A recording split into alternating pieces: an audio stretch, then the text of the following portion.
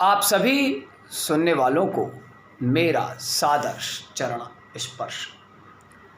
दोस्तों, सबसे पहले आप सभी को नवरात्र की अनंत अनंत शुभकामनाएं। दोस्तों, आज मैं आपसे जिस विषय पर चर्चा करने जा रहा हूं, उस विषय का नाम है आँखें। दोस्तों, इस मानव शरीर में जितने भी अंग हैं, उसमें सबसे महत्वपूर्ण अंग मेरे विचार के अनुसार आँखें। दोस्तों, यूँ तो अपने शरीर के किसी भी अंग के बिना जीना बहुत ही कष्टदायी, या मैं यूँ कहूँ कि असंभव है। उसमें सबसे बड़ा योगदान जो है वो आँखों का होता है, क्योंकि आँखें सिर्फ कार्य ही नहीं करती हैं, बल्कि हमारी सोच और हमारी मानसिकता को भी निर्धारित करती है। बाकी सभी अंग सिर्फ कार्य करते हैं, लेकिन हमारी आँखें दोहरा चरित्र निभाती हैं। एक कार्य भी करती हैं और हमारी सोच और हमारी मानसिकता को भी निर्धारित करती हैं। जी हाँ दोस्तों, हो सकता है मेरे इस विचार से कुछ लोग असहमत हों, उसके लिए मैं क्षमा प्रार्थी हूँ। दोस्तों, हमारे आँखों की सोच जितने ऊंचे आसमान पर होगी ना, जमीन पर बड़ा से बड़ा कार्य भी छोटा नजर आएगा। जी हाँ दोस्तों, हमारे आँखों की बनावट की सुंदरता उतनी महत्वपूर्ण नहीं है जितनी हमारे आँखों के नज़रिए की होती है। इंसान खुद की नज़र में सही होना चाहिए। आँखें आत्मा का आईना होती हैं। हम जिस आँखों से संसार को देखेंगे, हमें संसार वैसा ही नज़र आएगा। दोस्तों, मैं अपनी बात आपको बताऊं, मैं कहीं भी किसी मंदिर या गुरुद्वारे में जाता हूं,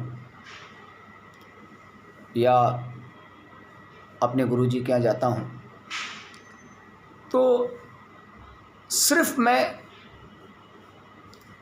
आँखों से आँखों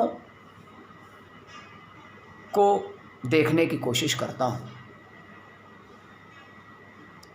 चाहे वो मैं अपने गुरुजी से मिलूं, चाहे वो मंदिर में किसी ईश्वर या मूर्ति का साक्षात्कार करूं, तो मैं आँखों से आँखों का साक्षात्कार जरूरी समझता हूँ।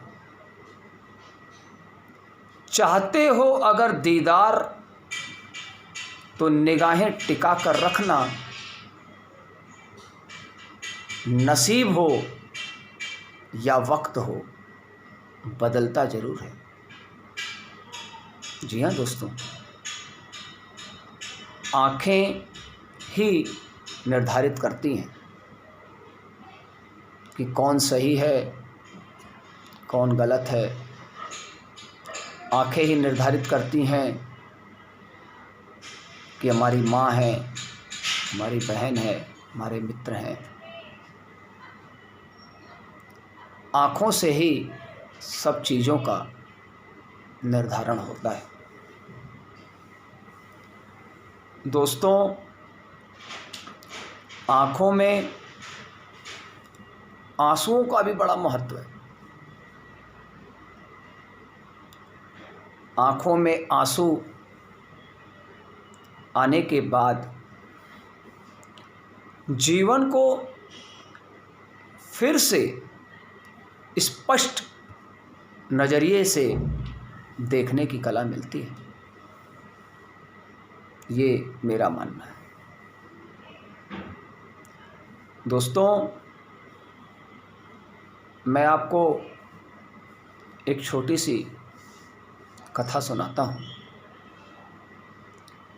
किसी राज्य में एक राजा राज्य किया करता था। उसके पास सुख के सभी साधन मौजूद थे, सर्वशक्तिमान था। उसके पास धन दौलत, किसी चीज़ की कोई कमी नहीं थी। कई राज्यों पर वह राज करता था, लेकिन वो मन से अधिक खुश नहीं लगता था। या यूँ मैं कहूँ कि राजा के मन में नकारात्मक विचार आते रहते थे। वो हमेशा सोच में डूबा डूबा सा लगता था। उसे किसी कार्य में मन नहीं लगता था। तो एक दिन उसने अपने राज्य में ये घोषणा कर दी कि जो व्यक्ति मुझे सुखी जीवन जीने का राज बताएगा या मुझे प्रसन्न करेगा, तो उसे मैं मुँह मांगा इनाम दूंगा। दोस्तों, कई राज्यों से कई व्यक्ति आए। किसी ने राजा को हंसाने की कोशिश की, हास्य व्यंग के माध्यम से। किसी ने कुछ बताया, किसी ने योग बताया, किसी ने व्यायाम बताया, किंतु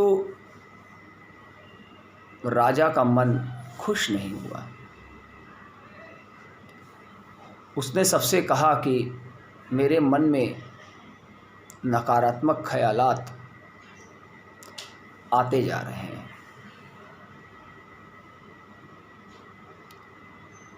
तभी एक व्यक्ति आया और उसने व्यंग से राजा से कहा कि राजन, अगर आप अपने राज्य को हरा भरा कर दें तो आप प्रसन्न हो जाएंगे। हास्य व्यंग से कहा। वो व्यक्ति तो वहाँ से चला गया, लेकिन राजा के मन में उस व्यक्ति की कही हुई बात लग गई। अब उसने अपने सेवकों से कहा कि हमारे राज्य में जितने भी मकान हैं उन सबको हरे रंग से रंगना शुरू कर दो। उनके सेवकों ने वैसा ही करना शुरू किया। एक दो दिन बीत गए, राज्य में रंगाई का काम चल रहा था। तभी किसी दूसरे राज्य से एक महात्मा उधर से पधार रहे थे। उन्होंने सेवकों को राज्य को हरा करते हुए देखा, तो उन्होंने पूरी बात सुनी, तो वो राजा के दरबार में पहुँचे। उस महात्मा ने राजा से कहा कि राजन, ये आप क्या करवा रहे हैं?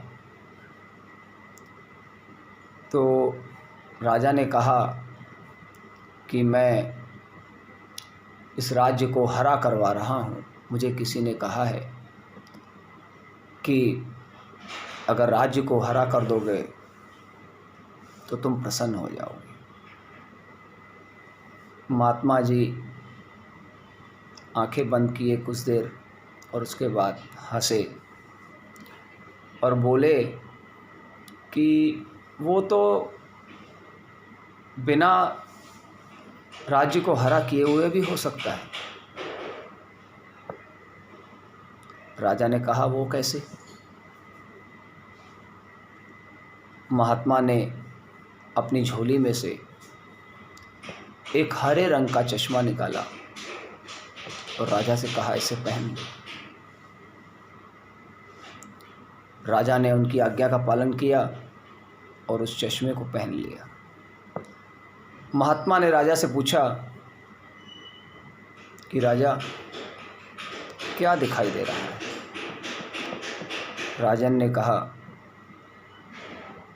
कि महात्मा जी, मुझे तो पूरा राज्य ही हरा हरा नजर आ रहा है। महात्मा ने कहा कि अब चश्मा उतार दो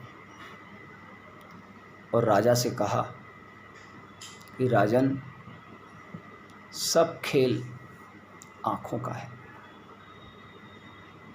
राज्य को हरा भरा कराने की कोई आवश्यकता नहीं है।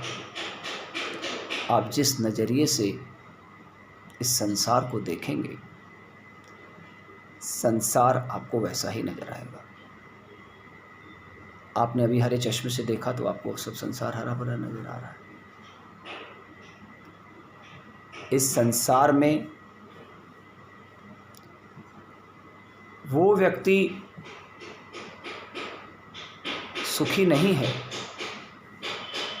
जो दूसरे के दुखों को देख करके खुश है, बल्कि खुश वो है जो सामने वाले व्यक्ति को खुश देख करके खुश है। राजन महात्मा की बातों का अभिप्राय समझ गया और महात्मा के चरणों में गिर पड़ा। दोस्तों, आशा करता हूं कि मेरी बातों का अभिप्राय आप पूरी तरह समझ चुके होंगे कि आँखों का जीवन में क्या महत्व है। इन्हीं बातों के साथ आज मैं अपनी वाणी को विराम देता हूं। अगर मुझसे कोई गलती हो तो छोटा समझकर क्षमा कर दीजिएगा। जय माता दी।